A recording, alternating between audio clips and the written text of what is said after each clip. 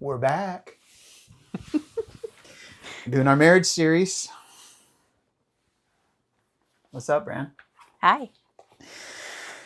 We took quite a long break from doing this, and so we're gonna jump back in. We're gonna study the topic of money in marriage. Good times. It's gonna be That's a big one. That's a big topic because it's like we both come from different backgrounds, and when people get married, they come from different backgrounds, and everybody can view money differently, whether you're saving or spending. We all have different makeups how we view it.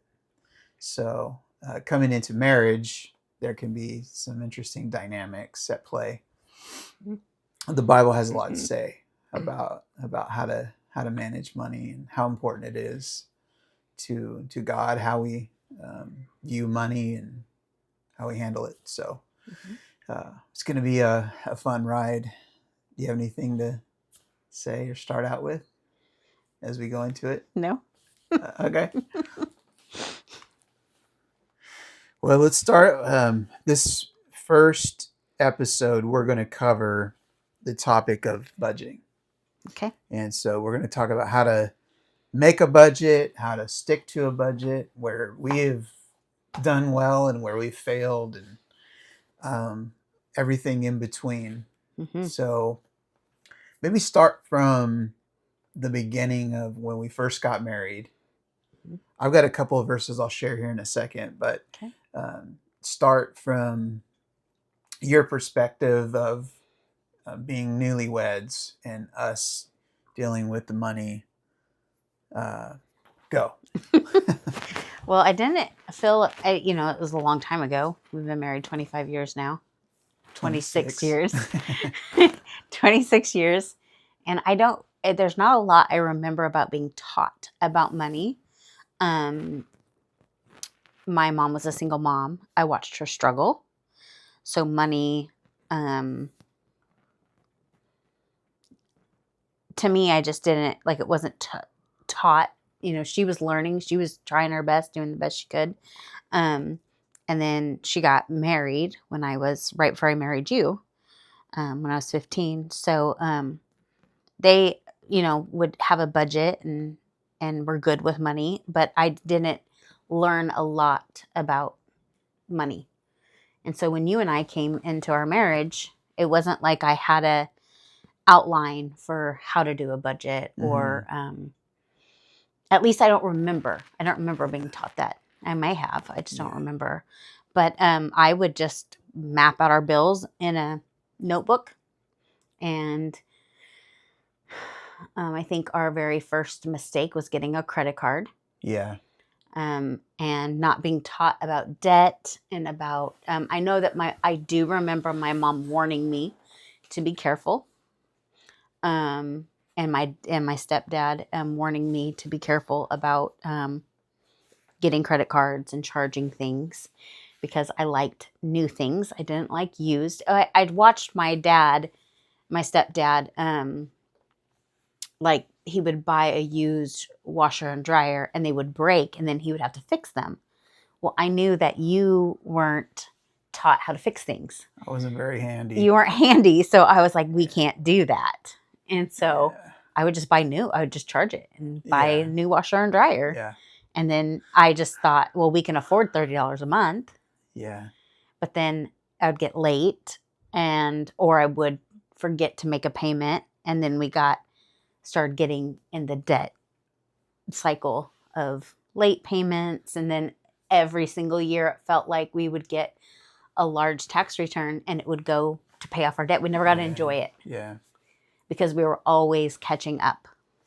I do want to preface some of what we're going to share is none of this is dishonoring to our parents, or even their parents. But sometimes, a poor mentality or not knowing how to handle money is generational. We sometimes are not taught. I think the first time I heard, the the borrower is slave to the lender was through Dave Ramsey, just Mm-hmm. as of a few years ago when we Yeah. went through the course of Financial Peace University. Mm-hmm. And that's a very biblical concept. And it blew my mind. I was like, oh, yeah, that absolutely makes sense. Mm-hmm. We felt like we were constantly just paying interest and Mm-hmm. just paying these things off and then doing it again and just having this, felt like such a slave to it. And I do remember a season where we had debt collectors calling us, and the amount of anxiety that gave me. Like, it Mm, just was, I hate, like, I couldn't answer my phone. It was terrible. And I never wanted to do that again. I did learn the lesson through that of I don't want to do that. I would still, hmm then I just got better at paying it, and like would set, when we got cell phones, I would set timers and, hmm auto draft and stuff like that. But I wasn't learning not to go into debt. Yeah. The other thing, too, is like, I feel like it's important to not feel uncomfortable to talk about money. I remember Mm-hmm. being a young man and in some ways feeling ashamed that I didn't make enough at times Mm-hmm. and would almost just push it aside and not Mm-hmm. want to deal with it. I think it's important to talk about it. It's important to have those tough conversations. As hard as it is to talk about spending habits and attitude towards money, I think that's like numero uno when it comes to doing a budget is like being willing to talk about it Yeah. because it can be kind of it's a tough subject because it Mm-hmm. gets into the details of our heart Yeah. and gets down to the heart level how we deal with finances. So Mm-hmm. yeah, I think that's a good place to start to have the conversation. Yeah. As we've gotten older, we realize how important that is to Mm-hmm. talk about, like, okay, let's take a step back here and see how we're spending, Yeah. if we're spending beyond our means and that sort of thing. Mm-hmm. But yeah, I think we come from a similar situation as far as my parents didn't really talk a lot about money. When we Mm-hmm. did, it always talked about when it was tight or when we Yeah. didn't have it, and never really was taught to budget. Mm-hmm. Now, the more I think about it, Yeah. so when we came into it, and then I really let you run with the finances because I felt very Mm-hmm. uncomfortable with even talking about it. Mm-hmm. And then it's easy to say, like you said, we're not trying to dishonor our parents in any way, but we didn't even talk to our children about budgeting. Like, we would kind of like to say the importance of putting money aside, Yeah, but we didn't like sit down and like really go through. Now, once they got married, we offered, because we had gone through the Dave Ramsey thing. yeah, And so we've right, offered things that have helped us, but we didn't really do it right either. yeah. So before we get into like the nuts and bolts of how to make a budget, how to stick to it, let me read a couple of verses. So it says in Proverbs 13:16, every wise man acts with knowledge, but a fool flaunts his folly.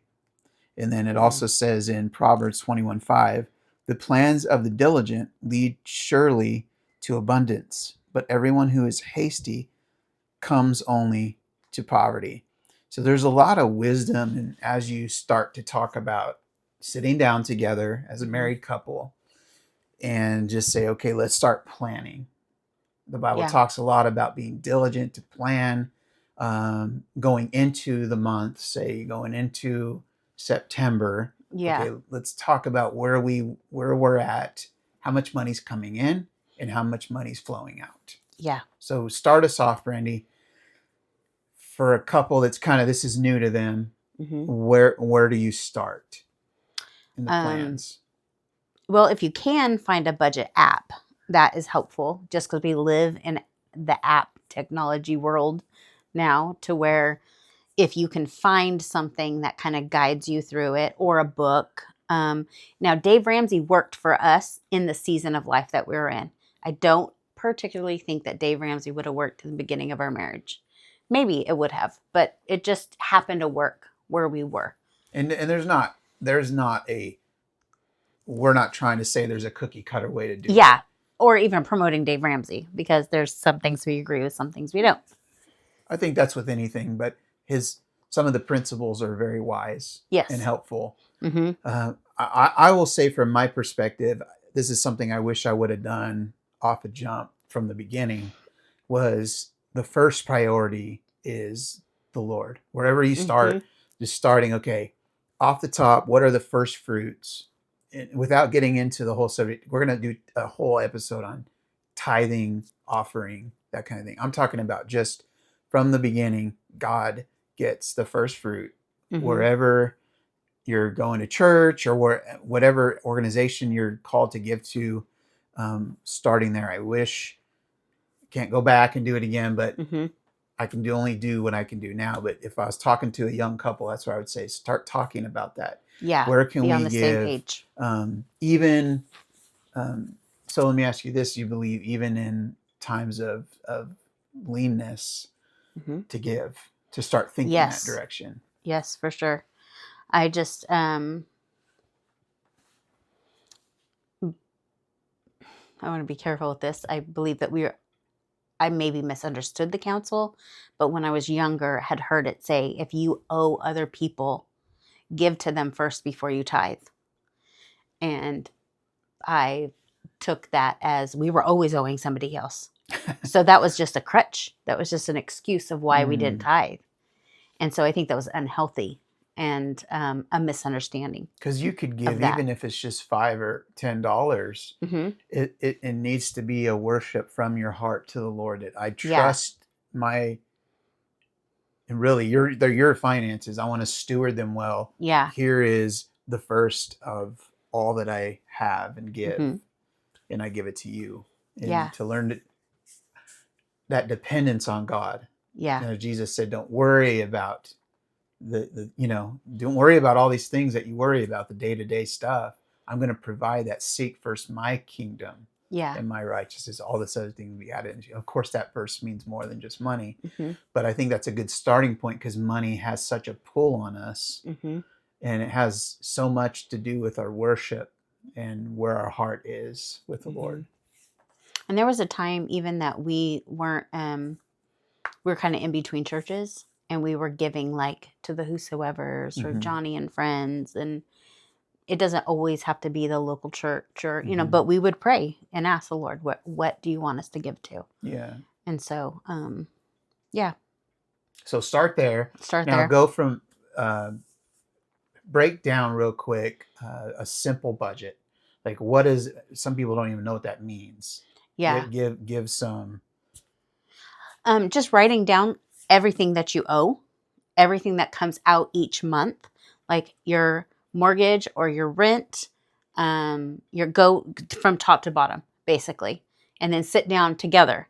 Because there were so many times you and I would do that, and there would be missing. I forgot about Yeah, the AT&T right. bill, That's really smart. or Yeah. there's AT&T phone, and now there's AT&T internet. That's two different bills. And if you don't have every single thing, then you don't budget every single penny. Mm-hmm. And you have to learn to budget every single penny. And that's really difficult. And sometimes it's uncomfortable. Yeah. Because I never wanted to make you feel, because I was a stay-at-home mom, I never wanted to make you feel like you didn't make enough money. Mm. And it was always wild to me. We would sit down with that budget and then we would say, we spend more than we make. Yeah. Yeah. And that was when we weren't doing credit cards. Mm-hmm. But God was always providing some way, somehow. Yeah. It was like miraculous. Like God is faithful. Yeah. I don't know how this is happening, but we always have enough. Yeah. And it's something really to boast in the Lord and yeah, to see his faithfulness in those times, those seasons where you feel like you don't have enough. You don't even know where it's going to come from. And all of a sudden a check shows up or some bill is lower than you thought it was going to be. And it's like, thank you, Lord. Like that's so amazing. Those step-by-step trusting through financial stuff is pretty cool. That is cool. It really is something that I wish I would have written down all those things. Yeah. The miracles. We've mentioned a couple times, both you and I, in this episode about regret. We're kind of in that season where we're working through, and we know that it's not healthy to always say, I wish I would have or should have did. But one thing that has prompted me to do these episodes is to speak to maybe a younger couple that's going through it and they're in the middle of it. And if I can share some of the things that I was like, man, if I could speak to my younger self about this and to be able to help them and change their perspective look at things in a little bit different light, then I feel like that's wise to do that. And Yeah. it's actually redeeming the regret that we have. Yeah. Because I know that regret's not healthy, and we're both working through it. Yep. Those things, but it's awesome to be able to share it, to get it out in the open and say, Yes. hey, this is, you might consider this. Anything we share obviously is just counsel that you can take or leave. Yeah. We're not saying we have all the right answers. Yeah. But these are just some pitfalls and victories that we had in the process of trying to work through financial stuff in marriage. Yeah. And I think too, listing the going back to listing the from top to bottom, you could see like one time we were trying to just cut back. We had the money, but we had like Hulu and Netflix and Amazon Prime and like all these subscriptions. And we're like, we don't even use Hulu.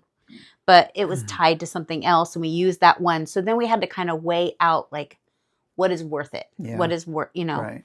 So we have seasons where, we cut Netflix.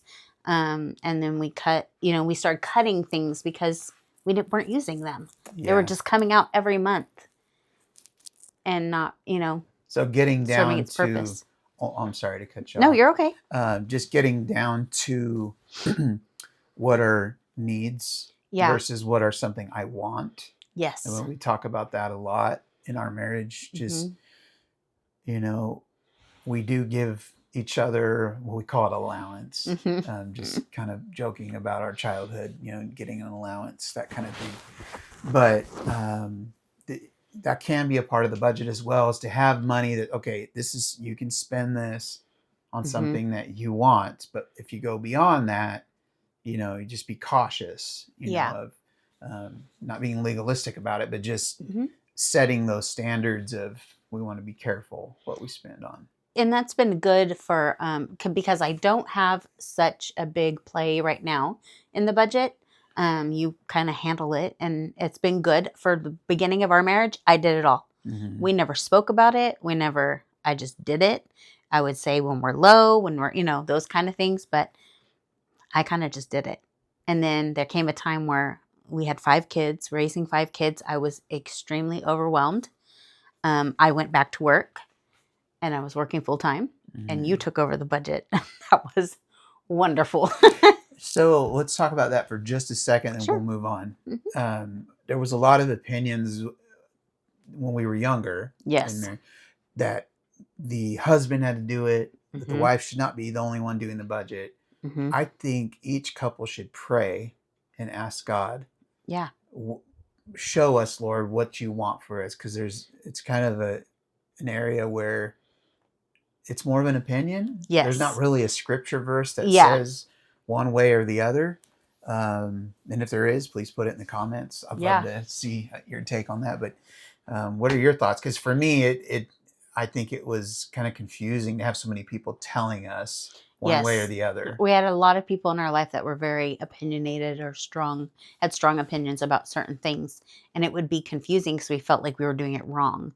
Like, oh, are we doing this wrong? But now as we get older, it's a little more like unless it's in the Bible and that's a black and white, if it's a gray area, then we're just going to do freedom. Us. Yeah, there's freedom in that. And during different seasons, it worked. It worked for me to do. We tried to have you take the bills one time, and I think one of our bills got cut off, and I took it back. I do remember that. Like, you are not allowed nope, to do we're done. I tried to trust you. And I get that, I've even heard podcasts or teachers share. Seems like when I was younger, I heard a woman share that she gave it to her husband. The lights got turned off. He learned a lesson. They learned, they grew like that. Well, it just didn't work for us. It didn't. It was, you were stressed out. You were already stressed with work. I was a stay-at-home mom. I had time. I was better with the money budgeting at that time. And then the season changed, and I was stressed out. I was working too. We were both stressed out. We were both working, but you had learned a lot in just responsibility. You were grown up. Yeah. And you took the I finances was and a you big did boy. great. You're Huh. a lot changed in our Yeah. life, in our seasons, and it you were able to do it, and you do a great job now. Yeah. I think it's important. Whoever might be putting pen to paper, regardless, the others should, as a way of accountability, Mm-hmm. be a part of, looking at it and working Yeah. through it. And I think just, uh, I think it's wise that's, it's up to each couple. Yeah. whatever the Lord leads on that. Yeah. And don't be so stringent on yourself that it's got to be this way. It's got to look this way. Be flexible. Yeah. That's what we've learned. Be flexible with, and it's okay to say, this is too big for me right now. Yeah. I can't do this. I need your help. And it works. Our, like you said, in this season, you do the bills, but you share with me all the things. Where And we're at. yeah. And before we tithe, you always come to me, hey, I'm going to tithe. Let's pray and ask the Lord and make sure that this is what God is calling us to do. And we pray about it, and that's new. And I like that. Yeah. I'm a part of it. Yeah. So on giving, I just sense that prayer is the key to it, because it to me, to give $50 or $100, whatever you're giving, is great. But when you pray and ask the Lord to spread it out, Lord, use it, multiply it. Yeah, just you can do more with this money than I can do. In 100 lifetimes. Yeah. God's able. And I think seeing that bigger picture of, as you're budgeting, to look at it like, God, you're going to provide, and you're going to give in abundance. And that's not even a prosperity gospel view of it. That's just, I know God will do more with what I have when I give it to him. And that's not even asking for him to give back. Like, I'm going to give and God's going to give back. Like, there's some kind of, exchange there with that. Yeah. To me, it's more, Lord, I know that I don't want money to have a hold on my life. Yes. To where I worship it more than I worship you. And this giving to you is just showing that I'm loyal to you, because you have always been faithful and loving to me. And I want to give everything that I am to you in this relationship, because that's what it is, if you were to give to, let's just say, to younger Brandy, just one piece of advice when looking at a budget with young John, or you might be speaking to a younger couple if you're sitting across the table with them and they're just barely getting their marriage started, what would be one thing that you would want to encourage or challenge or give wisdom? I would say to keep older people in your life that you can ask questions to, like wise people that you see them not even doing financially well, but just see them growing in the Lord, or growing in wisdom, or growing in just learning and still growing. They're not like just stagnant. Yeah. And so you can glean from them and ask questions, and how are they investing money? And listen. Yeah. I remember our parents talking to us with little things, and we didn't listen. Yeah. We heard, but we're like, that works for them, but not for us. And ask more why questions. Yeah. But why? Like, explain to me why that is, or just do your research on things. Don't just, money is a big deal. It is. I really wish it is a big deal. We would have asked more questions and been wiser with our decisions. I love that. So I would tell my younger self to be open. Seek wisdom. Yeah. That's the same thing I would say. I would say one thing that I have learned from your parents and my parents is that, they were very honoring to the Lord with what they did, and they didn't live extravagant lives, but they they invested in the kingdom. Yes. And I really appreciated seeing that in their lives, and I want to honor that, and say that's, whether they taught me to budget or not, or to show me how to cut a check or Yeah. how to be wise with a credit card or anything like that. I think above all is giving God what he deserves, Yeah. which is all of our worship and honor and praise. And finances play such a big part of that. Yeah. Because I know when I started actually making good money, I felt myself, this pull in my spirit of panic and dread over, well, am I going to lose it? And I've started having this weird relationship with money that I had never had before. Started having anxiety with money, and you've never had that and before. I'm like, what in the world's happening to me? And the Lord showed me it was a heart issue, and I started realizing that, like Paul says, whether I'm abased or abounding, I'm going to be content with whatever state the Lord has me in. And he showed me it was more of a heart issue with my relationship with him and money. And we can't serve two masters. It's either God or mammon. I think another point I would point out is communication. I know if you've watched the podcast with us, I'm huge on communication. And I think that, and I think I said this before, but just both partners need a say in what's happening and need the freedom to say, I think maybe, that's a good point. I'm a spender, and we used to be opposite, but now I'm the spender, and I like to, I have an eBay store, so I shop a lot, and I'm a little bit of a shopaholic when it comes to, it's therapy. It's kind of therapy for me, but that can be unhealthy. Yeah. And you've had to say in a loving way, be careful. Here's your budget, and let's try to do this. And you would come up with ideas of, maybe try this, and that's hard, but it's good. So I think communication in those things, long as it's in love, be open to bettering your choices. Yeah. So I don't know if that makes sense, but so good. Yeah. So we're still learning. Yeah, we're still learning. Yeah, that's the point. Yeah. Yeah.